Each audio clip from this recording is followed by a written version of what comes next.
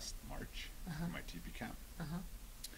And about maybe 4 or 5 days ago, I got an email, and they said that it's at 8 p.m. Pretty cool. 31st? First next month. It's pretty neat. We went in there and I pitched my TP camp idea. Self-sustainable, green-friendly, tourism-driven. You know, go back to the land. You know, back to the roots. Back to our oral culture of talking. Yeah. Speaking with hand gestures and tone of voice. Yes. And body language and eye contact. Yeah, exactly. No phone. No. Hi, and welcome to the Borealis Show. Today on this Friday, just before Christmas. My guest is Riel today. Riel. I'm very excited to have a very interesting conversation with him today. Last week we talked about resentment and how, resentment can poison our whole life. For some of you, you know that I'm living with my grandmother. I lost my grandfather 2 years ago, and with his passing, or the month before he passed, I could see how much resentment can eat a person up. And my grandma now, she's still very fit, but she has some stories that still, work in her brain and make her very upset, and she refuses to ask for clarity or go into a conversation that would help resolve it. And it's pretty hard on me because she is being miserable and unhappy, and for me I see that she doesn't want to change anything, and I feel that communication is oftentimes a first step to resolve issues between people, so it's a frustrating situation. My guest here today went through a lot of pain and trauma this last year. He lost his brother in a horrible car accident, and I was very touched by a video that he posted on social media, because in this video he was very calm and very, how can I put it, not angry at all. He just wanted people to listen, to hear him out, and to know that something really unjust was going on.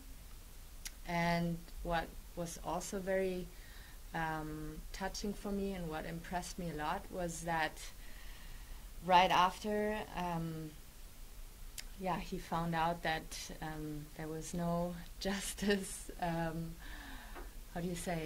justice being served, he jumped into action mode. So instead of staying at home and being miserable and depressed, and maybe he was depressed and miserable for a couple days or weeks, but he decided to get out there and to be active and to speak his truth, and set up a teepee in front of the courthouse. Some people must have seen it, and I went there and visited him, and we had a wonderful talk and sat by the fire, and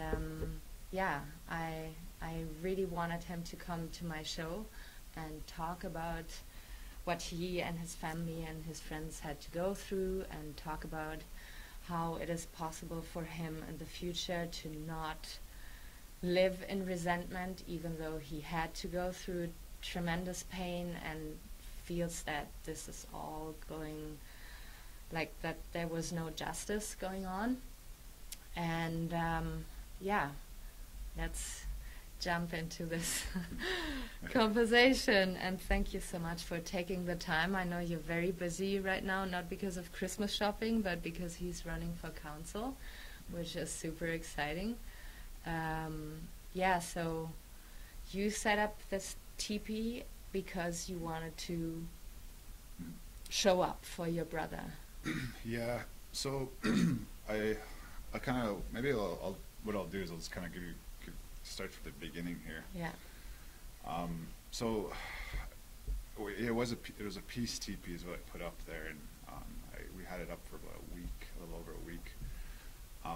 But what happened was the beginning of the story of this tragedy that is affected my whole family, and not only that, but our nation, because my brother was on a council as well. He was a councilman, and he was known as a fierce leader. And anyways, I had a little bit of, I caught up a little bit of momentum this last spring. I was featured on CBC's The Dragon's Den, and there's different media. They were getting this news that I had this teepee camp going and this new business, and it's bringing tourism in and bringing people from all over. And, it was just a beautiful idea.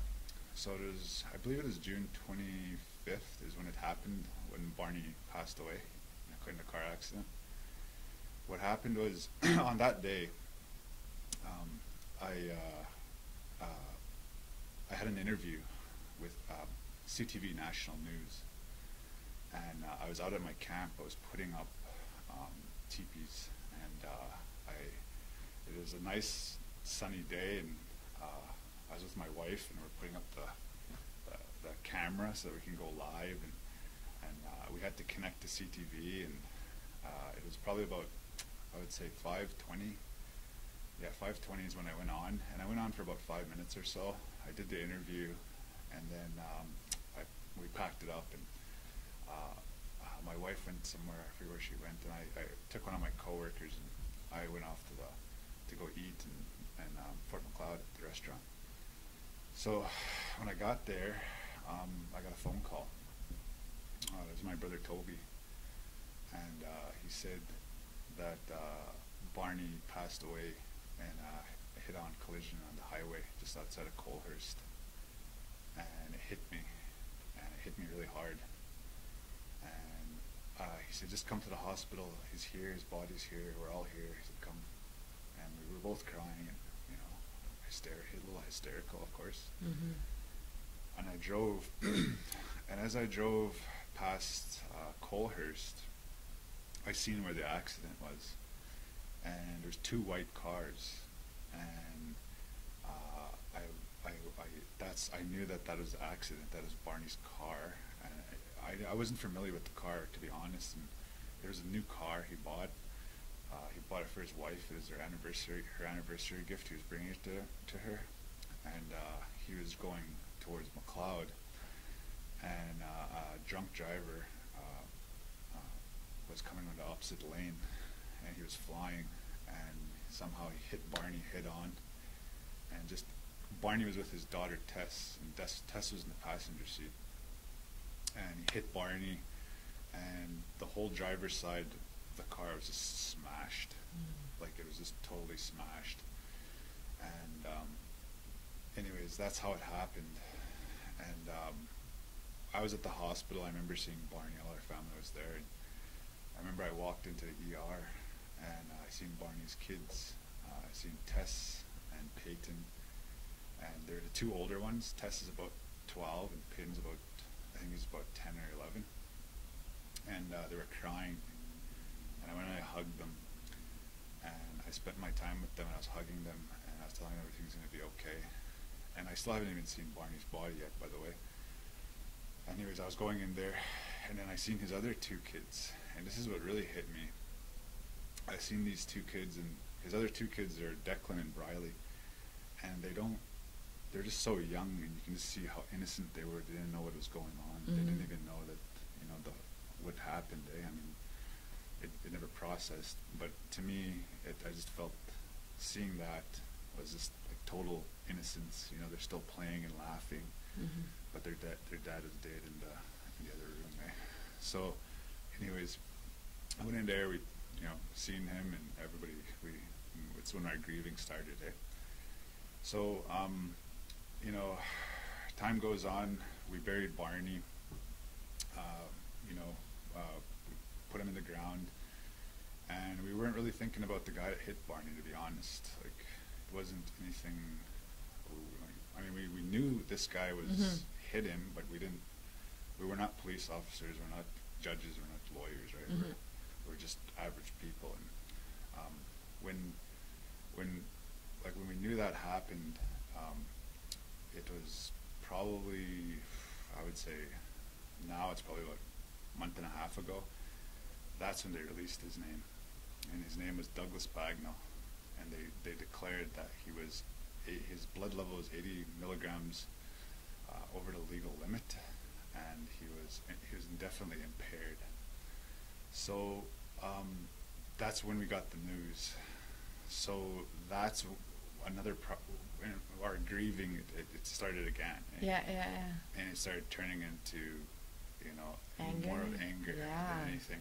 I mean, of course we're angry our brother was dead, but it was just the fact that our brother wasn't around was what we were really grieving during the summer, right? And we're trying to live with that reality that, you know, I still try to look at my phone and I think maybe that might be Barney, you know, or something, you know. Just things like that, So, you know, they released his name. Then, kind of going further down, maybe about 3-4 weeks after that, they had his court. We all went there, and this guy came on the screen in the courtroom, and you know, they said he hasn't had counsel yet. So they said all we remember is $300 bail, and we walked out of that courthouse, and I looked around outside the courthouse, and all the media that was there when Barney died. I remember even walking into the funeral and getting mic shoved in my face, you know, telling me about my brother, you know, and I'm there for my brother's funeral. But when we leave the courthouse, there's nobody. It wasn't a story all of a sudden. So I was very angry, and I kept reminding myself, well, what can I do? What do I do? And what I do is I put teepees up. I'm really good at putting teepees up. That's my strength. That's what I offer. So that night, we went to dinner. The family, we didn't know what to do. We just wanted to leave that courthouse. As fast as possible. We wanted to just go somewhere. So we went to IHOP, and we sat down. We all were eating, and I just stood up and I just told everybody. I told them I'm gonna go back to that courthouse at 6 o'clock. And this was after, it was about 12 or 11 we were there. And I told them I'm going back there at 6 o'clock. I'm going to put my rails up, and I'm going to put a teepee up. And I'm going to put it up for Barney. And I want people to know, and I want them to know that this guy has been lit out with $300 bail. And that's what I'm going to do. So that night, I went back to my camp, and I got my teepee, and I loaded my truck up, and I put my headache rack on, and I strapped all the rails down, and I was even by myself. I couldn't even get my headache rack because it's a big steel rack. I couldn't even get it on. I had to go find somebody to help me lift it real quick, and my cousin came and helped me out. And then I loaded it all up, and I was going to Lethbridge. And when I left Lethbridge, or not Lethbridge, Brockett, on my way, it was so windy. It was so windy. It was just rattling my truck, and I just kept driving, and then I was just praying someone would be there because I needed help putting those rails up. It's not I know how to do it, but in order to lift the skeleton, you have to have people to help. It's like a team effort. So I got there, and my cousin Lyle was there, and Levon, and Carmen, and her daughter Winona, and her husband. They're all there, and they helped me. And we put the skeleton up for the teepee. But we couldn't get the canvas up because it was too windy. Like I didn't want to put it up because it's way too windy. So we got the skeleton up that morning. I jumped back in my truck. I gave Levon a ride to the west side, and what goes out in my engine? My pulley snaps in my engine. And yeah, so I obviously had to use my girlfriend's vehicle back the next morning, but I had the teepee in the back anyways. And then I pulled up there about, I don't know, it was before 9, and I was asking whoever can come and help me. And my cousin Jay and his wife came, but before that I was tying it up, and I was tying the teepee up to it's called the spine. It's one rail, and you put it over the canvas, and then you lift. That's how you lift the canvas. So I was doing that, and one of the sheriffs came out of the courthouse, and he was standing there, and he was just wondering what I was doing, and was asking me questions, and, and then Jay and his wife, they came, and I'm lucky that they're there, and she was kind of recording them, and but I just told him, look, man, this is a peace teepee. This area is traditionally Blackfoot territory. Our territory stretches from the Yellowstone River to the south, to the North Saskatchewan River, up in Edmonton, to the Sweetgrass Hills, to the Continental Divide. I told him, What did he say? And he was actually really good about it, and it wasn't a confrontation or anything. And then I just started talking about the teepee, and I told him, I'll tell you a story about the teepee and why the teepee. So, and I started telling him about where we got the rails, how we put the rails up. The original, canvases were leather, our buffalo hides, and then just on. And he ended up just going back inside. And once I told him it was a peace teepee, he was totally, he was the only officer that I really seen. But he would come out every day, and actually, I think he liked hanging out in the teepee. After the second day, he would come and have coffee with us. Oh, it was super cozy in there. Yeah, he would. Yeah, his name was Jeff, and he actually turned out to be my buddy. Awesome. But I told him about the accident and why I was putting the teepee up, and I put a picture of my brother up and in the teepee, and we had sage and a fire pit, and you were in there too, right? And it was pretty cold when you came too. Yes. And so that's how I started putting it up, and I started getting lots of media attention, which was good, which was what we wanted. And then and then it started getting cold. Started really getting cold, and I was committed to doing the 4 days, but I actually ended up keeping it up for about 7 or 8 days, I believe, and it was good. And so I took it down. Then we went back to court on December 11th, I believe.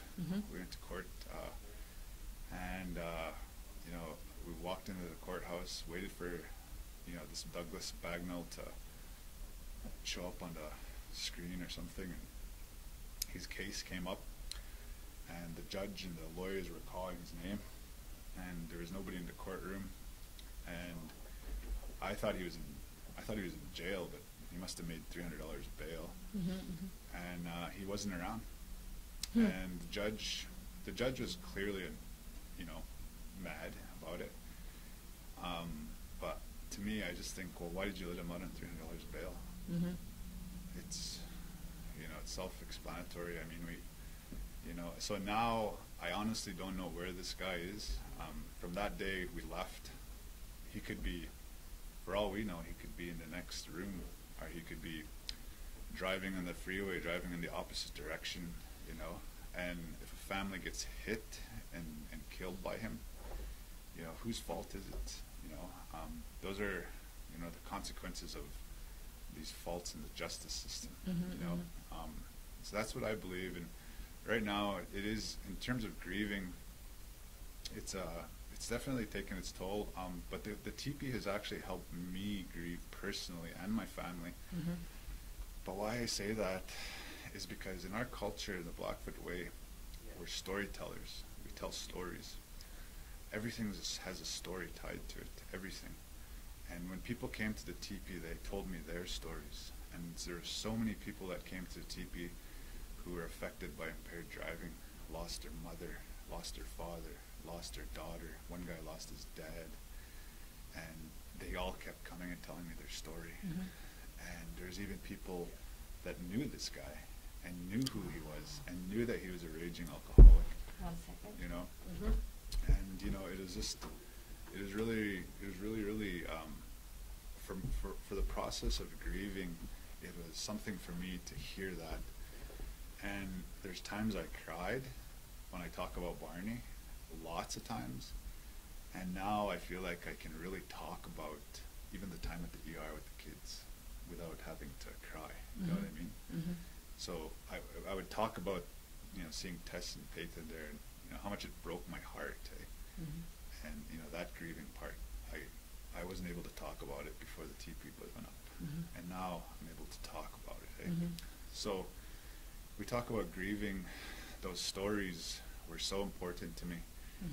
Everybody was affected by it, and not only that, but everybody was giving us stuff. They were giving us wood, and then you gave us some of the, what are they called again? Macaroons. Macaroons, yeah. And then we had lots of coffee. Like, we had so much coffee. We didn't drink it all, and I'm a big coffee drinker, but so yeah, we had quite a bit. And you know, that giving and sharing was so touching to me. And yeah, and it helped you. It did. Yeah. It really did. Yeah. It Yeah. So absolutely did. in going out there and sharing your grieving, your sadness, you attracted people who had to go through the same thing, which made you feel less alone, more connected, and helped you to, let go. Absolutely. Not fully, but let go of some of the sadness. And this is so incredibly inspiring, because I find in our society,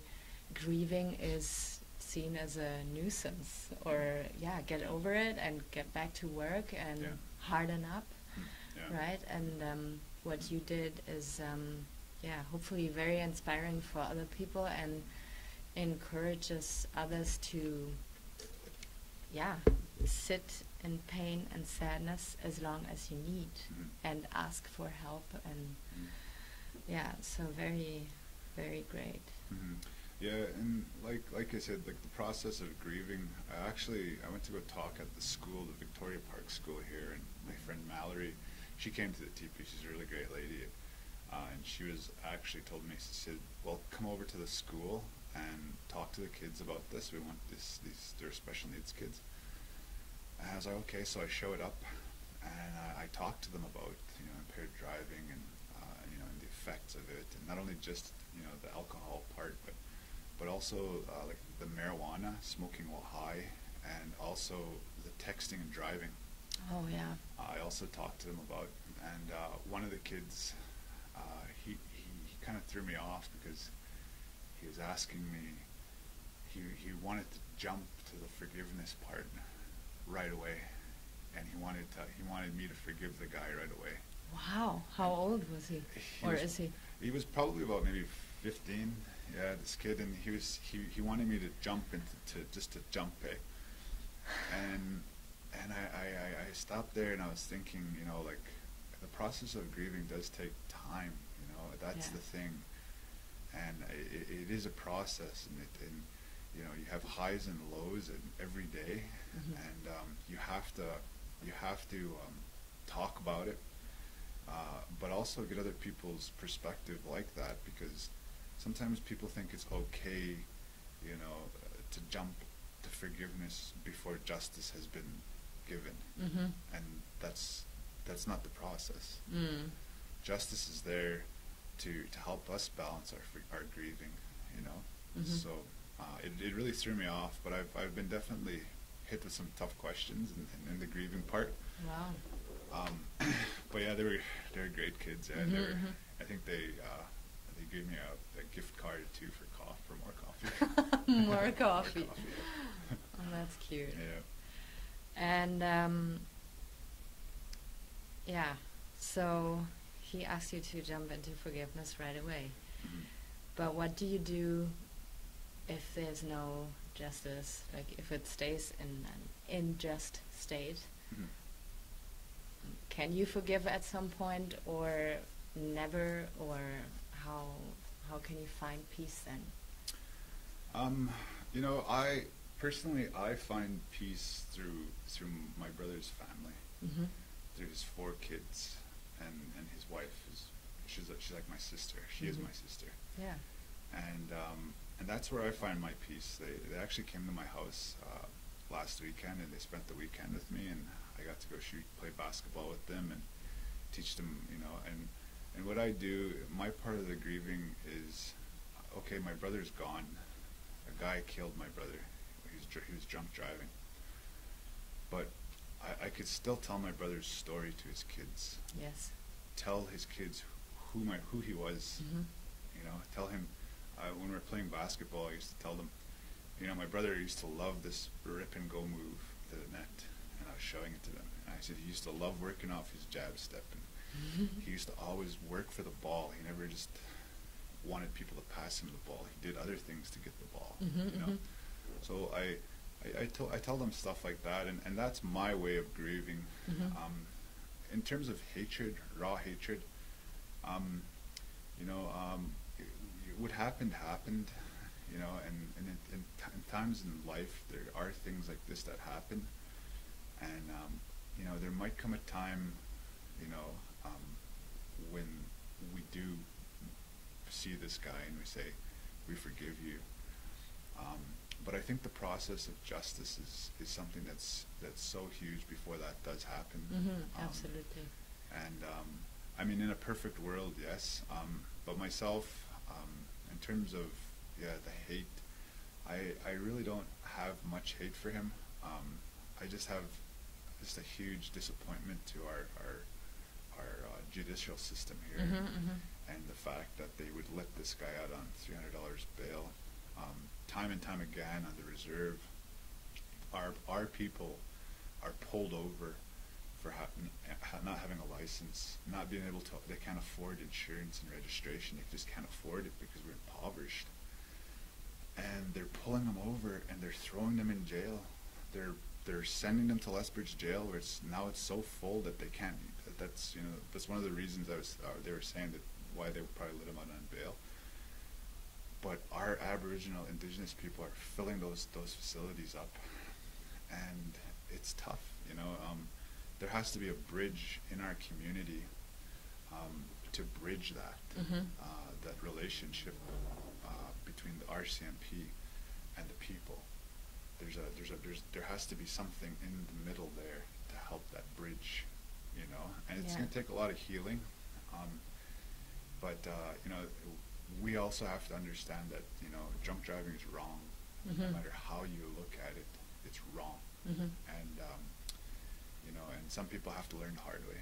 Some people lose their license. Some people go to jail for a long, long time. Mm-hmm. And other people get let out on $300 bail. Yeah. To something more joyous now. You're running for council. Yes, I am. Yeah, You're very busy with that and traveling around and talking to people. And what would you like to see changing? What would you like to implement? What would you like to, tell people? Well, I would like to implement a comprehensive community development plan. Mm-hmm.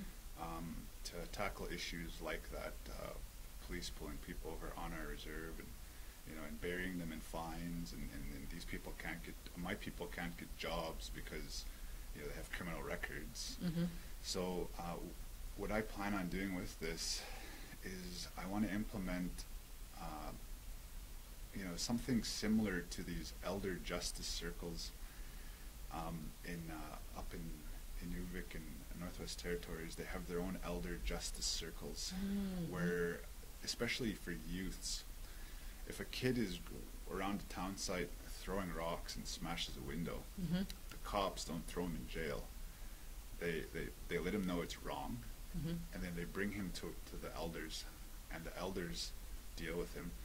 And a couple of really unique ways of, it's not raw punishment where you just throw them in jail. Well, they teach them something. They teach them, they have teachings in these. Yeah. And one of them was, a kid did something like that in the community, and he went to the elders, and the elders told him, okay, you're going to go out with 2 of our hunters, and they're going hunting on Monday. You're gonna go out with them, and you're gonna carry all the meat, and you're gonna cut up all the meat.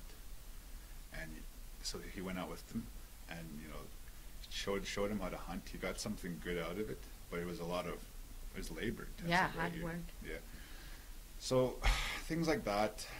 Also, in our society, in our Begunny ways, we have an old society called the Brave Dogs, and what they were is they were that bridge. They were that bridge between the RCMP and our people. Oh. They were the security, and you can see this today if you go to the Horn Sundance in Kainai.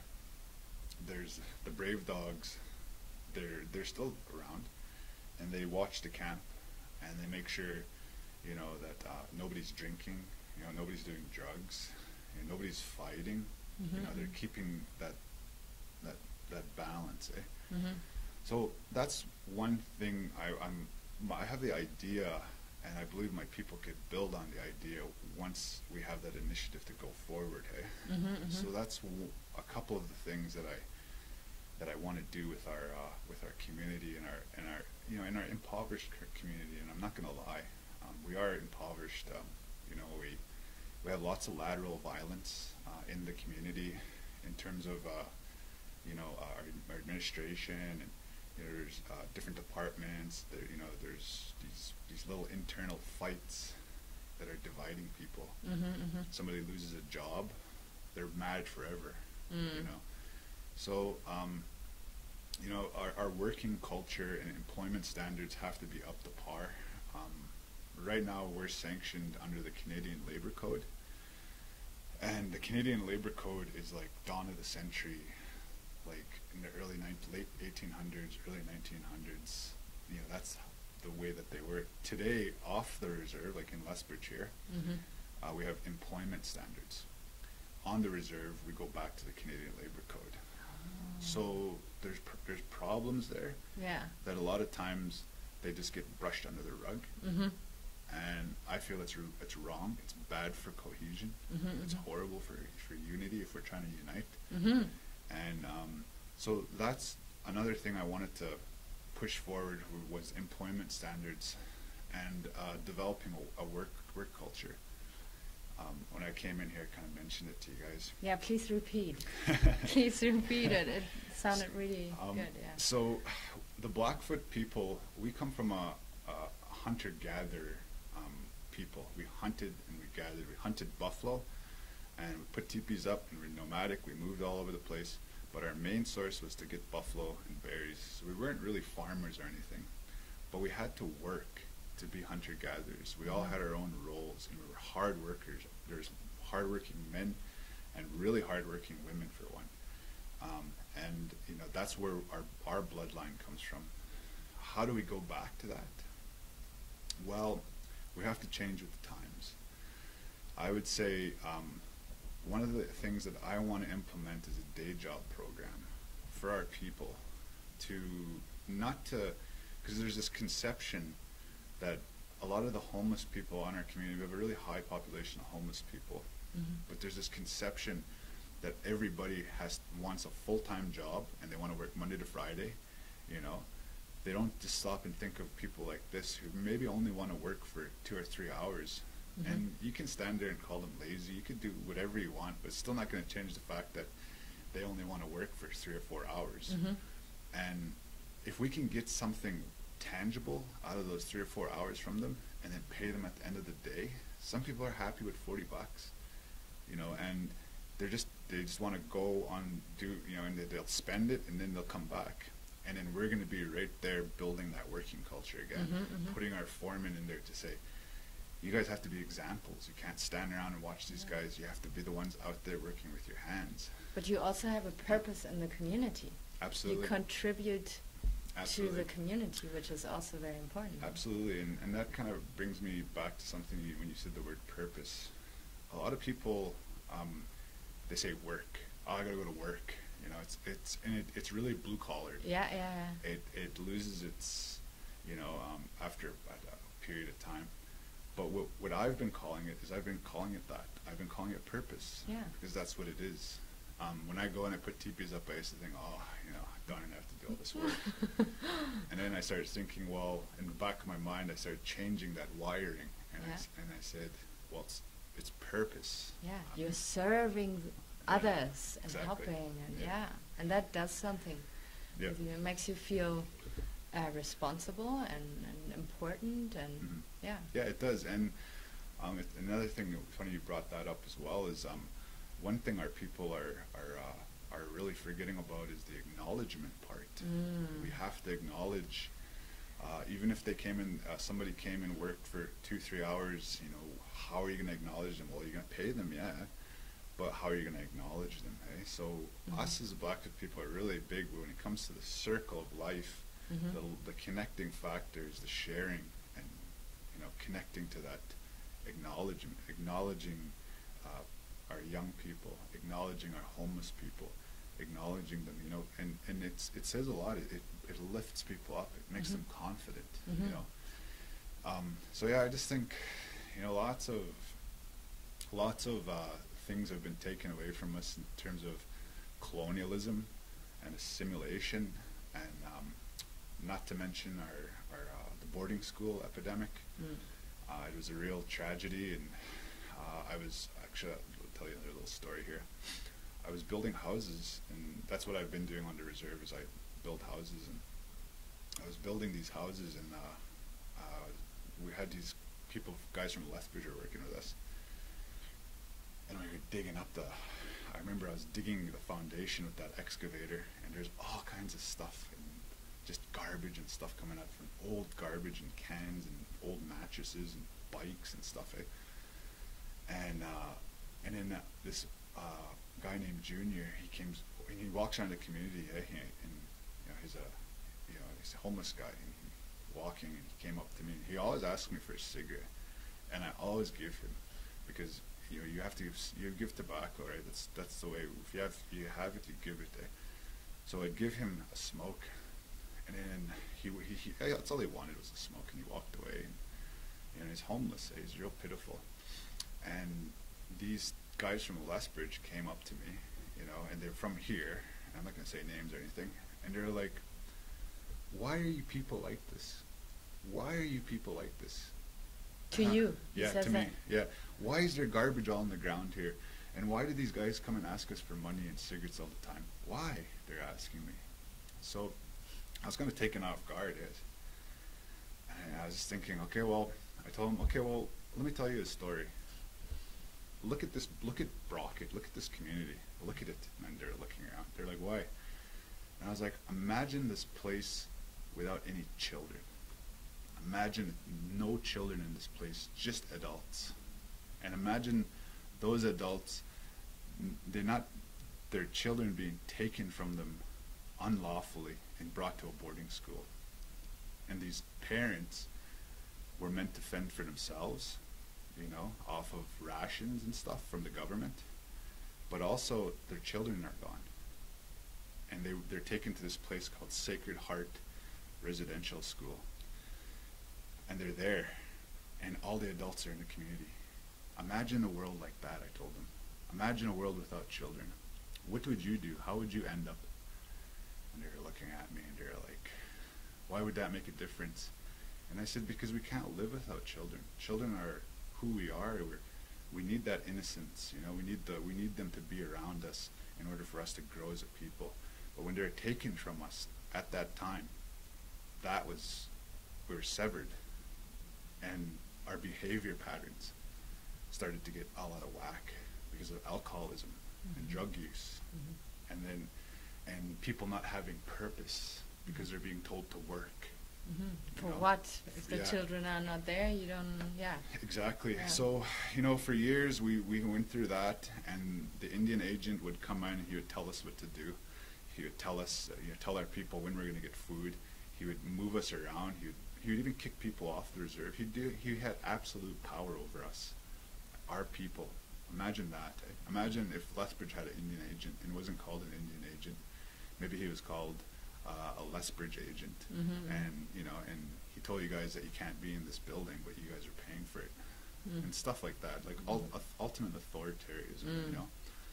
So it is sad, and those are some of just the things that have happened in the past. But the boarding school, you know, and now we talk about the term reconciliation. It keeps coming up, reconciliation. Integration.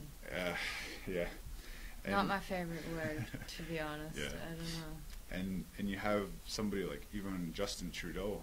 You know, he goes to a Chiefs meeting, and you know, all the next thing, all of a sudden, all these other Chiefs show up there. They're all want answers from him, and he's looking at his clock, and he's saying, you know, we have to hurry up with this reconciliation. That kind of attitude, So reconciliation just doesn't happen overnight, and it's not going to happen for years.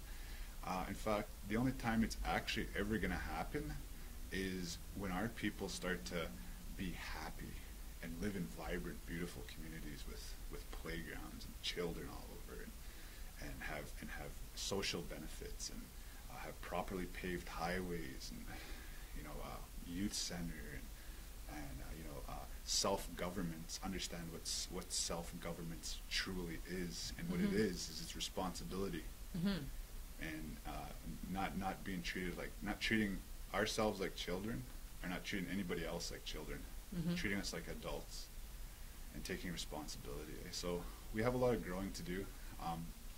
You know, but I'm optimistic. You know, I'm always optimistic. I go through the community, and I listen to people. I've been doing lots of home visits, and you know, they tell me this and that, and I listen. I listen because I was taught to use these, and then use this last. So I'm using these and these, and I hear a lot about the past. This person ripped the band off for this amount of money. This person did this. This person did this. So I always kind of find myself listening, and then taking them back to here, right now, in the moment, and into the future. And you know, it's tough, you know. But I mean, we're a resilient people. You know, my people, we have about almost 4,500 of us at the beginning. You know, and you know, and we're pretty resilient people. And if people don't believe us, you know, go down Brockett Townside on a windy day, and you know, when it's blowing, you know, 160 kilometers like the other day, right? Yeah. And you see people, you know, we're dealing with it, right? That's, you know, that's where we live. You know, it's, you know, and we deal with stuff like that every day. And sometimes it's chaotic, but we always find a way to kind of go back to our humor for healing as well. And that's what is missing in our society nowadays, I find. And I might upset a lot of people now saying that, but I feel that the world how it is right now, with the economy running everything, is coming to an end. Like, we're running into the same wall for years and years now. And you people have this knowledge of living in tune with nature, being resilient, and working together. Not elbow and it's me, and I want to go to the top and have all the money. It's about sharing and healing when trauma happened. And in our society, we have so many suicide cases, and depression, and drug addiction, and I feel we need your guys' help, because you have a way of proper healing, of grieving, healing, and, as I say, working in tune with nature. And when it comes to producing food and everything, it's you give back to Mother Earth, and then you get food, and it's not like depleting the soil at all times, right? It's funny. I like your word usage, really. But going back to the teepee. I was staying. This is, I think, night 6. It started getting really cold. We had a fire going. We're singing. I was singing hand drum songs. It's some of the homeless guys that came in, and there was about 4 or 5 of them. Yeah, they're all just hanging out with me, and you know, some of them were drug addicts and whatever. But when they came, they were just normal, you know, and we were talking, and I had epiphany. they were what they would do is when they remember those macaroons, that's what they're called, macaroons. And what they did is I gave them all a box, and the first guy opened them, and he took the macaroon, and he prayed with it, and then he threw it in the fire, and then he ate. And then that wasn't the first time he did that, and then the other, a little before that or a little after that, he was having a tobacco. He pulled the smoke out, and before he took a smoke, he took a prayer and put it in the fire. And I was just taken back because it's such a simple thing that I see all the time, but it's the process of giving before you take. Oh. That's what it means. Huge. When we give food to the spirits, to Creator, to the fire people, or else you give tobacco. You know, that's why we give tobacco all the time. Whenever something's going wrong in our life, we go out and put a tobacco. And some people put it in the ground. Some of us put it in the wind.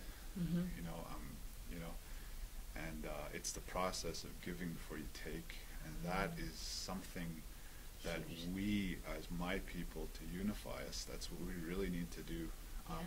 The concept of money is really misconceptions everywhere, and I tell people this every time I go to the community. I tell them, it's not about money. It's not the war against money. It's the war against poverty. That's what it is. And these people got you thinking that money is the problem, but yet every other community that is outside the reserve is thriving. They live in a monetary system, free market enterprise too, and we live in it too. So we really have to find solutions about that. And like I said, it's not the war against money, it's the war against poverty. We're impoverished, and when impoverished people get to states of being desperate, and then they get greedy, and those behaviors start to come out, that's why. So I really hope if I do get elected that my mentality I can influence my people to think similar, and a lot of them do, but a lot of them don't, so it really is going to be it's going to be something else. Yeah. And I'm always a big fan of seeing what a person, like the potential a person has, what Jesse mentioned before, and then inspiring and empowering and watering the plant and giving them purpose, because then they are self-motivated. And because I know from myself, if I have the pressure from outside, if there's authority telling me you have to do this in order to get money, then I don't function. But if I have someone who says, oh, you might be good at this, we need you to do this, we need your help, we need your knowledge, then you're like, cool, maybe I can do this, right? And I'm very excited for your campaign and everything. And so my last question, the time is running already. My last question would be addiction and the drug problems we have here in the city. How would you address this? Because I believe that addiction comes from trauma, and it's sadness and depression and anger that people stop feeling, and this big hole of not knowing what to do with your life, and then you just fill it up with drugs. How can we address it, or how would you address it to help? Well, I'm a firm believer of you are a product of your environment, where you come from, what you're surrounded by, and a lot of us native people, we come from holes in the wall, places that are we have mold in these houses, and and they're run down, and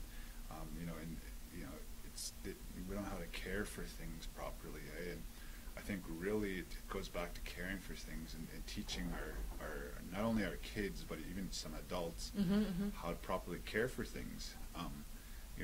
Simple things like even just washing your laundry, and drinking water and eating healthy. caring for oneself and caring for one's environment is really, really big. And developing that culture of caring, that's what I believe. And then we start to do things like my family, and like we all have our faults. But we practice we practice the sweat. We're pipe carriers. We practice our culture. We sing our songs. We try our hardest to speak the language, the Blackfoot language. Tsixigay, and we try to say little words and things, and it's a process, eh? But in terms of addiction, people become addicted when they become desperate for things, and when they're impoverished, that's all they want. That's all they chase. And I really feel that you are a product of your environment, and if we can change the environment, the way that things are, and start looking at our own culture and developing these hybrid ways of thinking, going back to the old ways like giving before you take, and things like that, I think we really have solutions. But then there's also the people, and I don't want to forget about these people because I'm actually one of them. I have this back problem. It's called ankylosing spondylitis, and I have two really bad joints in my back, and it hurts all the time. And I'd always take ibuprofen, and I know how hard it gets on your stomach and stuff. And so what I did is I started taking this stuff called kratom, and it's from Indonesia, and it's really wonderful stuff. And I don't think that the pharmaceutical industry has really researched it very well. I actually heard about it from this show on Netflix called Leaf of Faith. And anyways, the people with chronic pain, the people who are really in actual pain, those people, we can't push them to the side, because then they're going to go more to the addiction and the pills and stuff.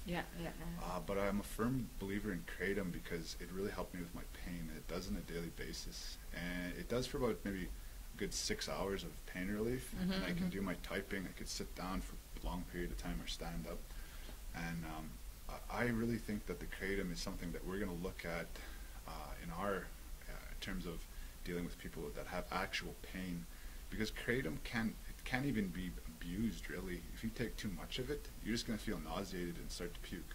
You have to take just the right amount. I usually take about a tablespoon, put it in some water, down it, and I feel euphoric, but I don't feel high.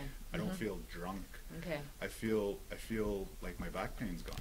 Good. And I feel happy, and that's the best part. Like, I feel I don't have pain in my back. I'm just like, I'm happy, and when I'm a happy guy, I'm doing my work. I'm fulfilling my purpose. So I believe in the kratom plant. Right now, I mean, like, I get my packages in the internet. I look at it and it says not for human consumption, and there is some research that has to be done on it still. But I mean, in terms of people who do suffer with raw pain on a daily basis, those people really have to be kept in mind. And I believe that the kratom can be some kind of an answer for that. I'm a firm believer because it works phenomenal. Yeah. But the pharmaceutical industry, they're $1 billion giant.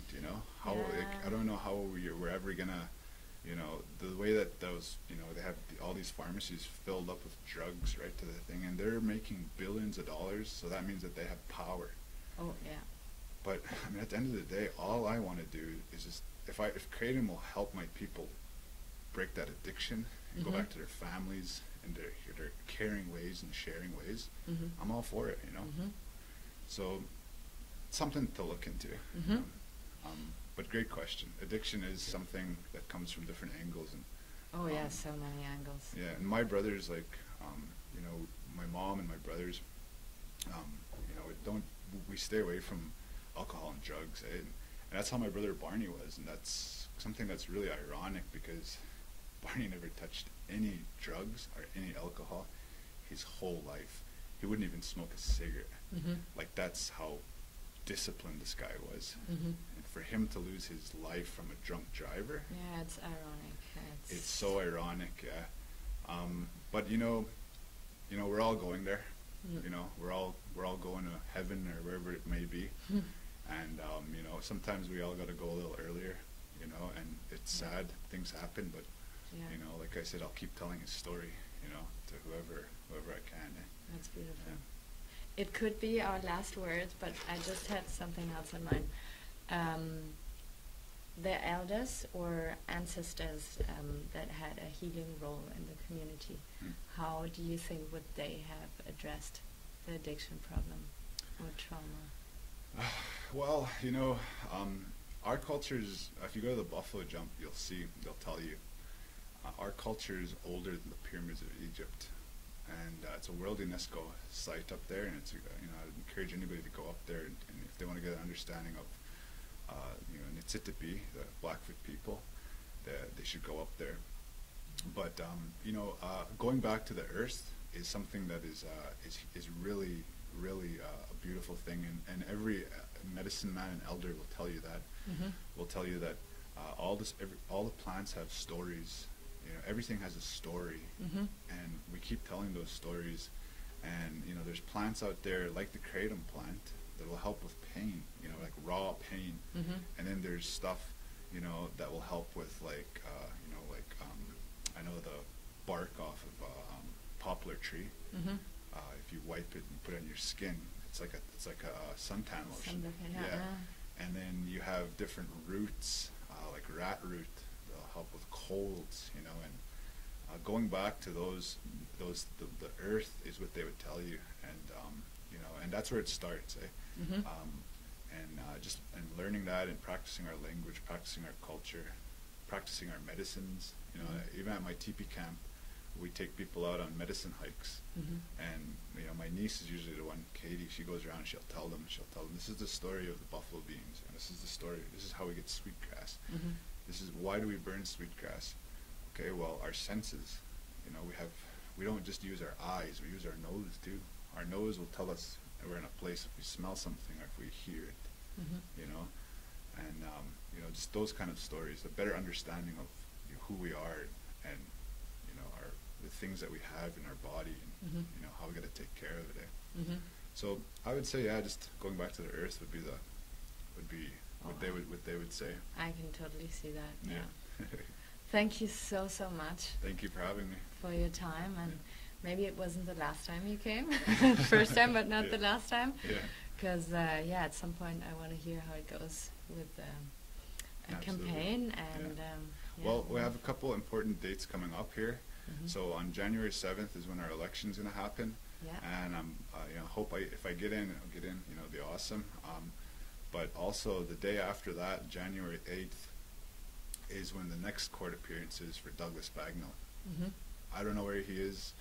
I don't know what's going to happen, but I am going to be at that court date, you know, and my family's going to be there. So I hope justice can be served, you know, and we can move on with our grieving. Good.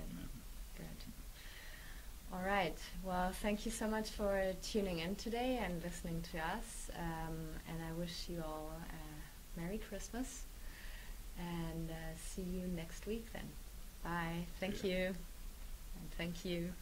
Thank you.